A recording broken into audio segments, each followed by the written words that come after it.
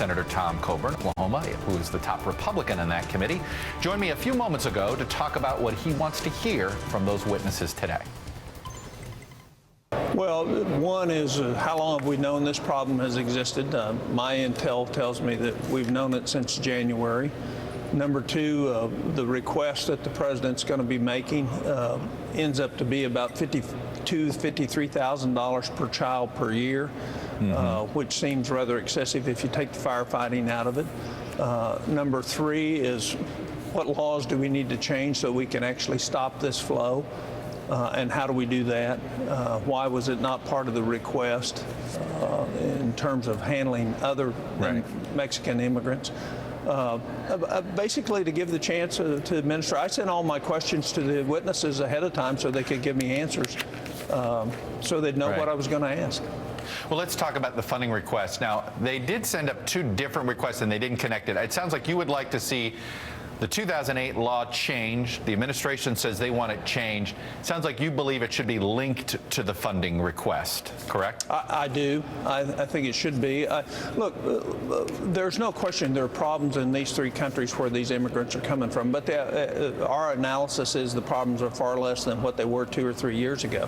What we've seen is a promotion based on false data by smugglers and transferers to cause this. And the way to stop this is to have the first plane load of children return to their home. And, you know, for $500 a child, we can give them a first-class seat back to their home. And we can't do that under the law of the 2008, under the Trafficking Victims Act.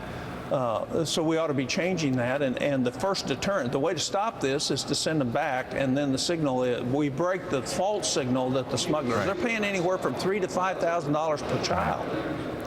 Well, on the funding request itself, this feels like one of those. The administration put everything in the kitchen sink in their request, assuming that the number gets trimmed. I'm just playing the Washington game here. That's what it feels like to me. I take it you could be supportive of some increased amount of resources, just not this number. Not this number, and not on an emergency basis. This isn't an emergency based on what they're saying. They've known this since January. And the fact is if we handle it properly and change the 2008 statute, then for less than $1,000 a child, we can send these children back and send the signal. And it's not that we can care for them, and we should do everything we could while they're in our custody, but we ought to make sure we send the signal, because if you don't solve the real problem, which is the false idea that you can come here and stay here, and the way the administration's handling it now, the vast majority of them will never show up for a hearing. And we know that. We know that by the history. It's less than 3%.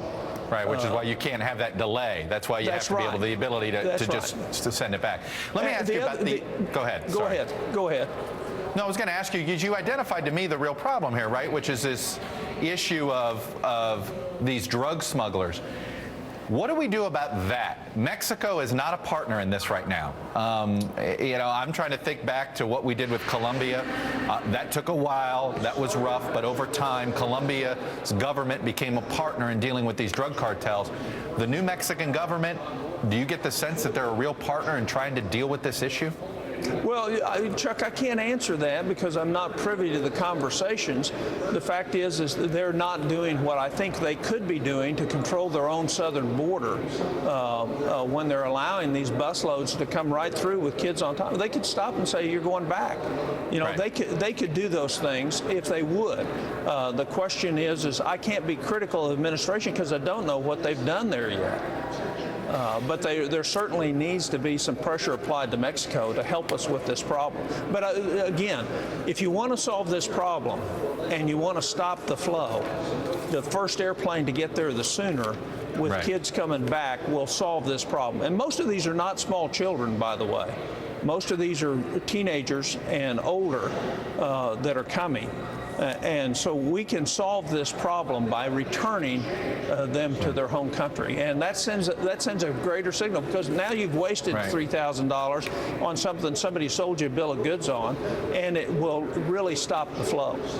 I want to ask you about something I just saw. You've been doing a lot of interviews. People have been asking you about your legacy on various things as both a conservative, but somebody it seems as if Democrats can get along with. What's your advice to some of these conservative firebrands? You were always identified when you first got to the Senate as one of these, you're not getting along with anybody firebrands, but that isn't the case. You've been a conservative and you're a friend of the president. How do you explain to Ted Cruz and Mike Lee that you can do both? Well, knowledge is the way you gain esteem in the Senate, and when you accumulate knowledge that the people respect, then they'll actually listen to you. We can scream and yell all we want, but having the knowledge, and I have had a wonderful staff during my Senate career that has enabled me to really do oversight the way it should be done. And I think if you do oversight, it's the Skills Act that was modified and went through the Senate. It wasn't what I wanted, but it certainly is an improvement over job training programs that we had. And we have a long ways to go still, but it takes time to move things. It takes time to move people. And I think you're going to see, long after I'm out of the Senate, a lot of the things I worked on that will come to fruition. All right, Senator Tom Coburn, Republican from Oklahoma, always with some interesting views and thoughts on various things. Thanks for your time this morning. Good to see you, Chuck.